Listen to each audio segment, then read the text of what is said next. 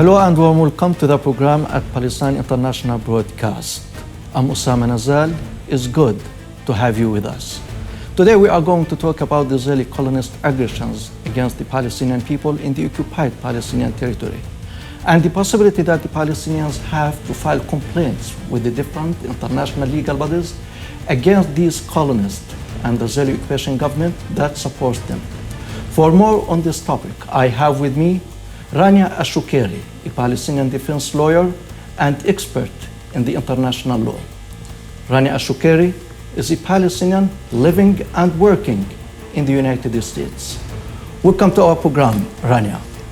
Thanks for having me. I'm honored to be on your show. You're welcome.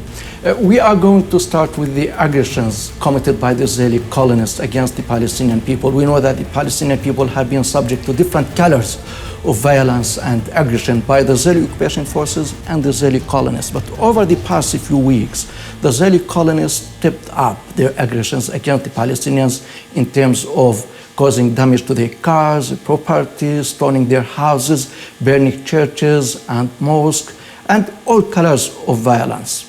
Now, to what extent is possible for the Palestinians to sue these colonists not at Israeli courts, because we know that the Israeli judicial system is fully biased against the Palestinians in favor of these colonists, but to sue these colonists at the countries that they are coming from, as we know that 99% maybe of these colonists have another nationality in addition to the Israeli nationality.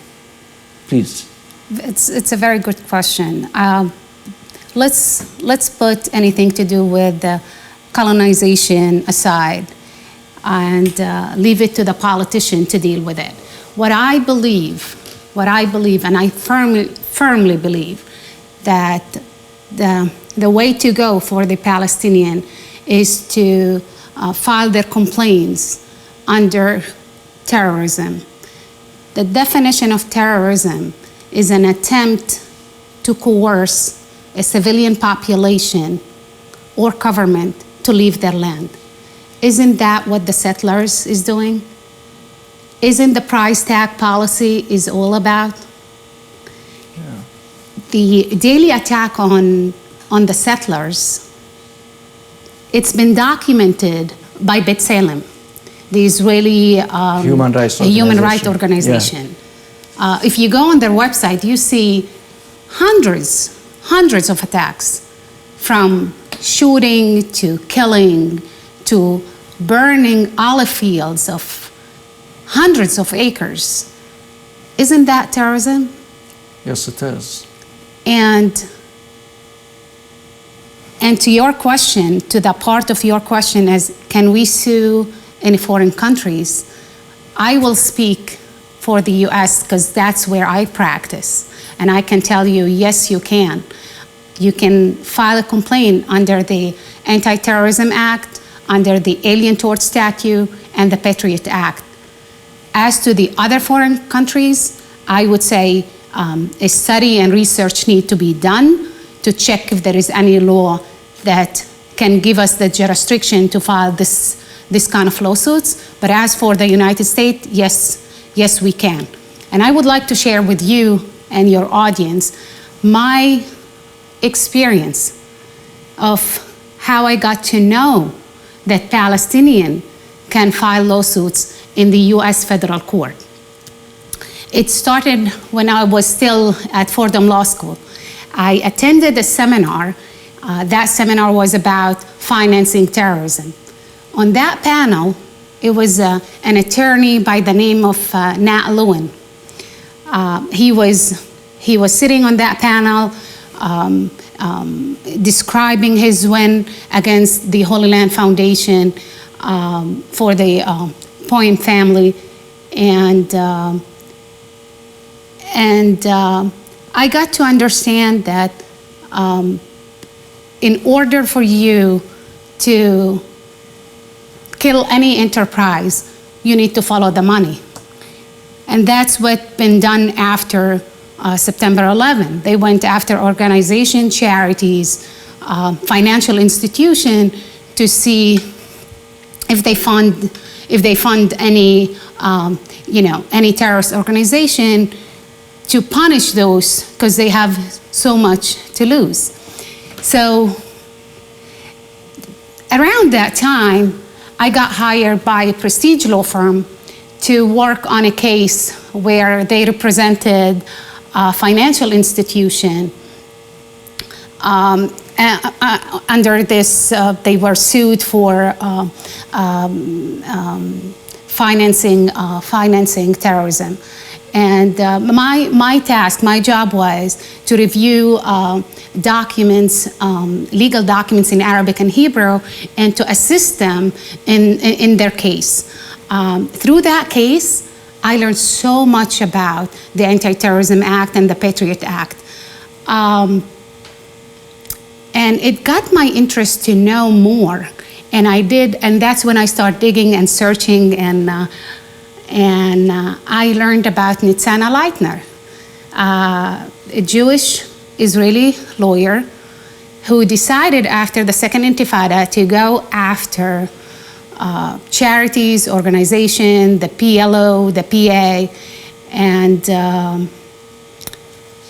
and sue them under the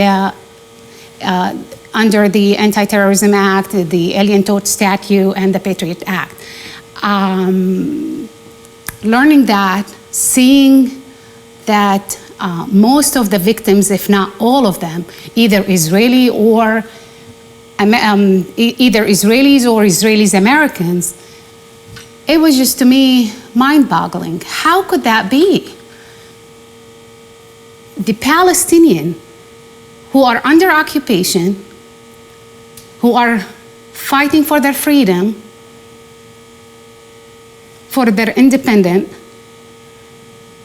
been terrorized for decades on the hand of the settlers, been described and in the federal court as terrorists.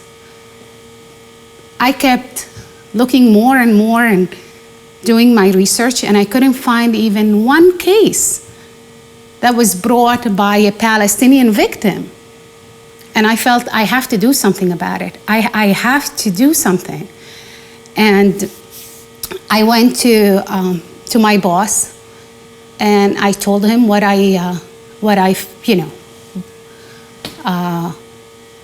think, what I want to do. He was very supportive, and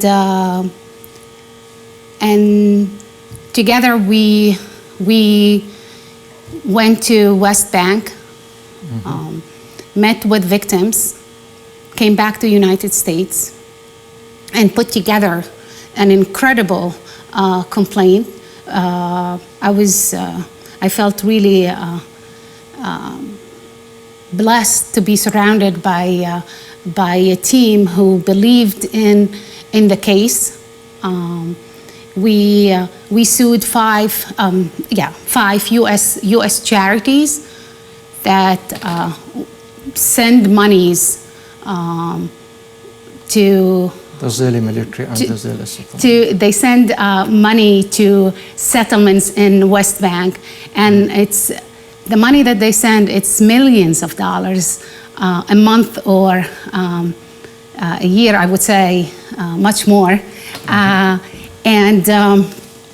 we knew we can't go after those settlers who are committing the heinous crimes toward the Palestinian, but we knew we can go after the people who fund them, and that's what we did. This leads me to the second question, Ms. Rania. Yes. That we know how the political atmosphere in the United States, it's pro-Israel and pro-Zionism.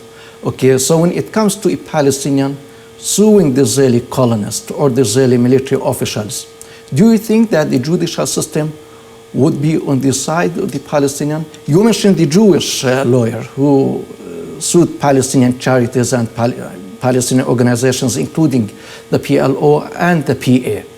But do you think that the American judiciary is going to handle the Palestinian cases the same as they handled the cases filed by the Jewish lawyer?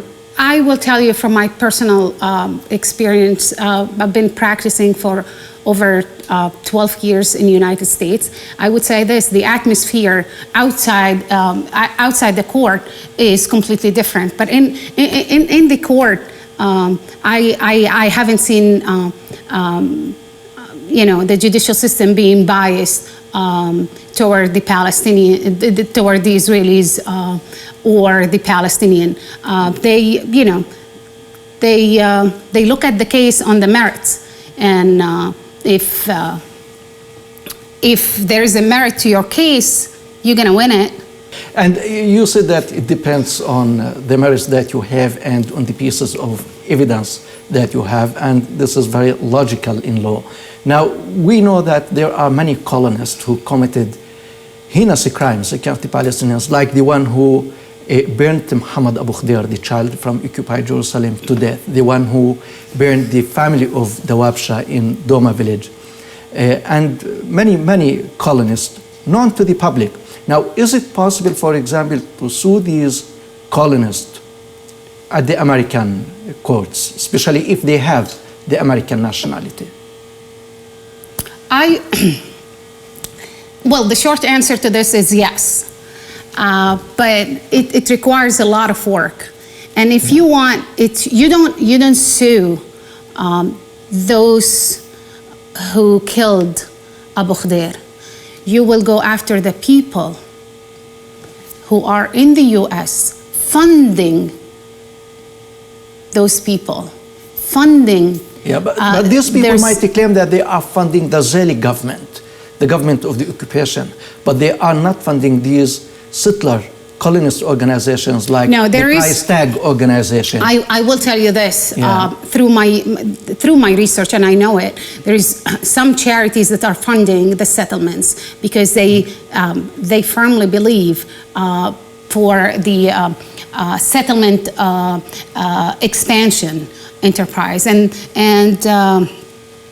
it's on us to go after them and sue them and get them out of business, because those people, if you want to stop those settlers, there is no doubt that Israel is funding them, but not on the same scale that those big charities. Okay, let's move from talking about the American legal system to talk about the ICC, the International Criminal Court, and how the Palestinians have long been trying to push the ICC to start investigating into the Israeli crimes committed against the Palestinians in the West Bank, Jerusalem, and Gaza.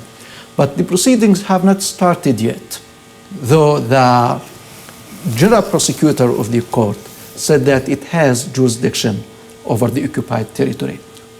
From your own perspective as a legal expert, why not yet?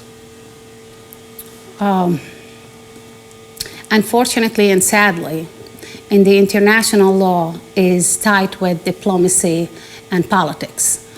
It's not a secret, and it's not a secret either that Israel has no respect to the international law. Yeah, so I can understand that who pays runs the tune, yeah? And this applies to international bodies.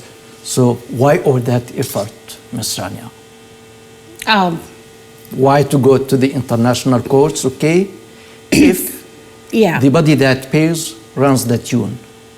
Well, I think that not going is a mistake.